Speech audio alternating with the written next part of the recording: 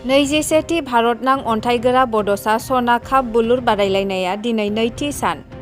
उदालगुरि जिल्ला खाग्राबारि गेवलां गेलेग्रा फोथाराव सानथामनि हाबाफारि लानानै खुंनाय खाग्राबारि गेलेमु आफाद आरो खाग्राबारि एबसुजों जथाय खुंनाय बुलुर बादायनाया दिनै नैथि सानाव आगान होबाय।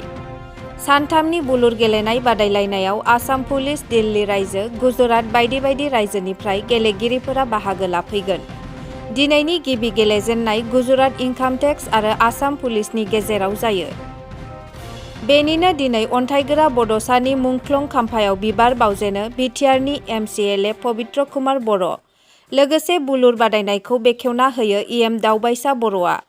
21थि भारतनां अन्थाइगोरा बड'सा सना काप बुलुर बादायनायनि बान्था महरै सेथि बान्थायाव 50,000 आरो नैथि बान्थायाव 30,000 मोननो हागोन।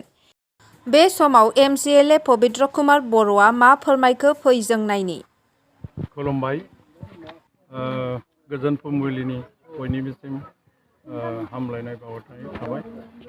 दिनै खाग्राबारि स्पर्ट्स एसोसिएसन आरो दखरा बर' फरायसा आफादनि दैदेननायाव जिथु 21थि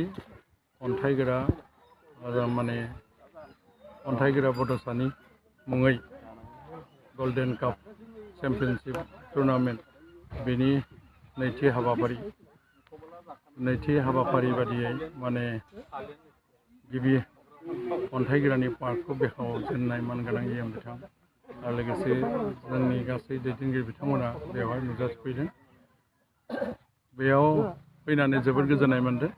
मानो होनबा जाय बिर जोहोलाव अन्थाइगोराया दिनैनि जिथु सोलिबाय थानाय मासनिनो 9 अक्ट'आव मुंख्लं जादोंमोन। बिथाङा बड' लिबारेसन टाइगारनि सासे दैदेनगिरिमोन हिसाबै बिथाङा अलखद समाव हथातनो जाफुरथि जानानै बिथांखौ सिनाय मोनै बेक्तिया गावथारलांदोंमोन। दा बे हिसाबैनो बै समनि बड' लिबारेसन टाइगारनि समाव जि मुभमेन्ट जादोंमोन बिनिनो दैदेनगिरि हिसाबै सोलिबाय थादोंमोन। आरो हिसाबै दिनै बिथांनि मुङै जे 21थि भारतनां बुलुर बादायलायनाय बियो सोलिनाया बाख्नायथाव हाबाफारि। बिथांमोननि जिथु गोख्रों नाजानायजोंनो दिनैनि नोंथांमोनहा मिथिनाय बादि बिएसि, बिटिसि, बिटिआर बे मुंख्लंफोरनि जिथु सृष्टि होननानै बुंनांगोन। दा अन्थाइगोराबो बे उदालगुरि जिल्लानि सासे गोख्रों मावथि आरो सिबियारि बेक्तिमोन। दा बे हिसाबै दिनैनि थारिखआव स्पर्टखौ थांखिनानै बुलुर बादायलायनायनि हाबाफारियाव जेरैबायदि 21थि हाबाफारि सोलिनायाव अनेक रोखोमनि बेयाव चेम्पियन ओंखारदों होनना बुंनांगोन। स्टेट लेभेलानो जा नेसनेल लेभेलानो हिसाबै भारतनां बे खाग्राबारि ओनसोला सिनायजादों आरो उदालगुरि जिल्लायाबो सिनायथि जादों आरो बिटिआरआ सिनायथि मोननो हादों हिसाबै बे मोनसे बाख्नायथाव हाबाफारि। फिसायै खुङाखै, गेदेरैनो खुंदों। बेनिखायनो आङो गोलाव बुंनो सानाखै। मोनसे फोरबो नङाबा खुनु सेन्स फैया।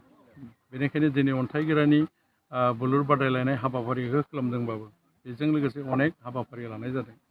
बायदि बिथिङाव इडुकेसनानो जा, लिटारेरि साइडआनो जा, स्पर्ट्सआनो जा, कालसारनि खेथ्रआनो जा, गासै बिथिंखौ सरजाबनानै हाबाफारि लानाया बे मोनसे बाख्नायथाव हाबाफारि।